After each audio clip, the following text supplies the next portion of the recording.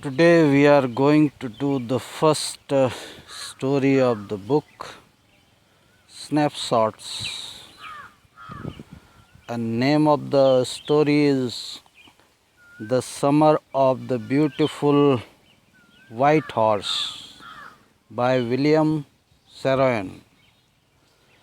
So this story is a different kind of a story, or you can say this is a kind of nostalgia.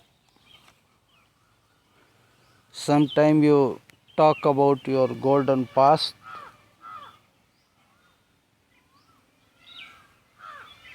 and you write about that. So this is that kind of a story, and here you find there are four characters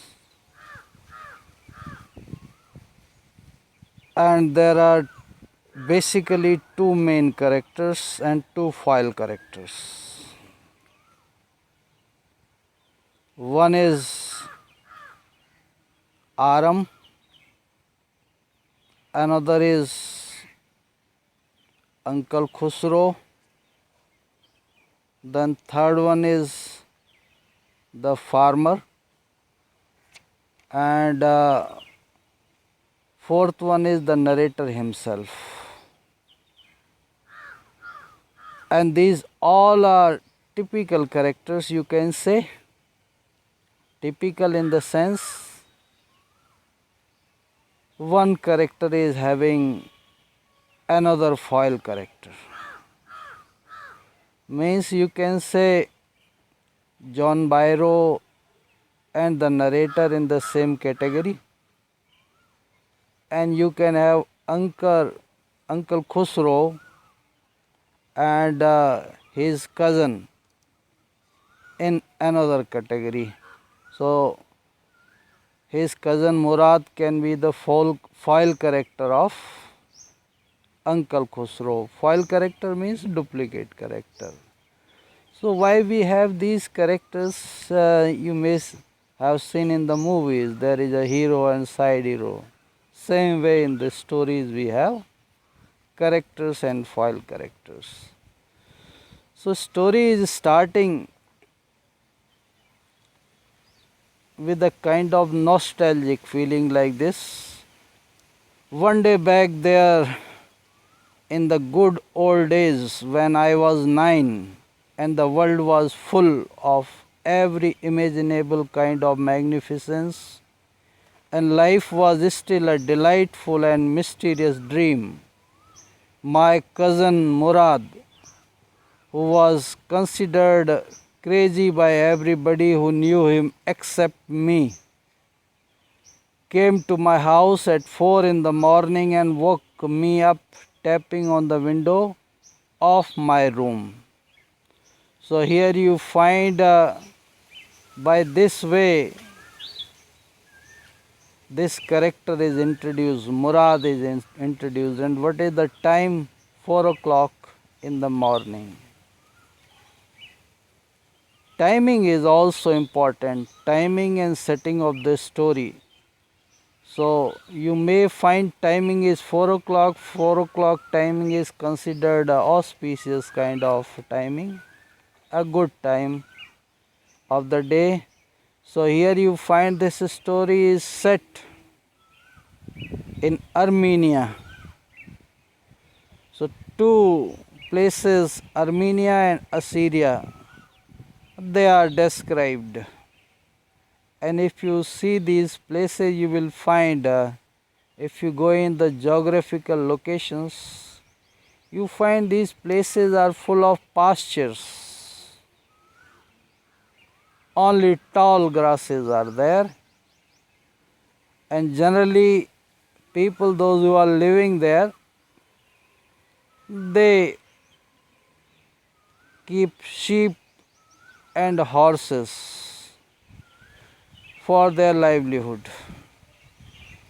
And they are poor kind of people. Poor in the sense, you can say they don't have so much of money. Otherwise, there is no mental poverty among them as we find among ourselves here in the rich world.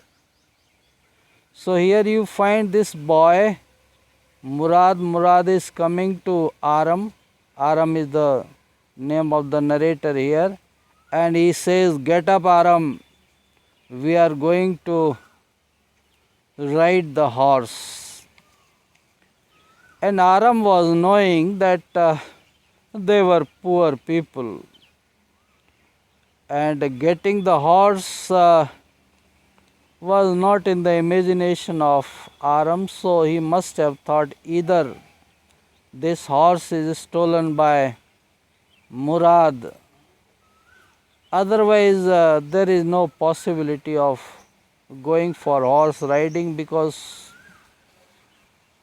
that we can say the narrator was sure because of his poverty that riding a horse was beyond their limits. So now you find this boy is coming to his house, and he knew very well, Murad, he knew very well that his cousin also wants to ride horse. That's why he has come. So here you find now there is a kind of dilemma, or you say dilemma. Now the narrator is in the position of deciding whether he should go or not, but he decides to go with Murad, because if you have passion or if you have any liking for something, then good and bad generally is forgotten. Otherwise, he could never imagine that anybody of his tribe, the name of the tribe is Gargolian, could support a thief. Thief means Murad is not having his horse, somebody's horse he is riding, stealing kind of thing. And they go for riding. Murad, he could ride very well, and this boy Aram, he could not ride very well. And then this farmer John Byro, he comes and he tells that his horse is stolen, and these boys, they give back the horse.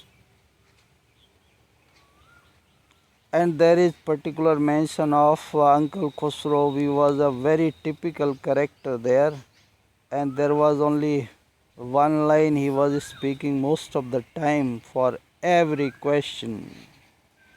And what is that line? It is no harm, pay no attention to it.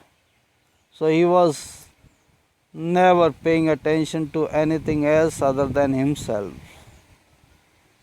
And he was a different, typical kind of fellow, or you can say eccentric kind of fellow. And same kind of person was Murad. So here you find only one thing that is the main theme of this story, and the theme of this story is honesty. That is portrayed here. You have a kind of visualization that people, those who are living in absolute poverty, and if they are honest, they can be happy.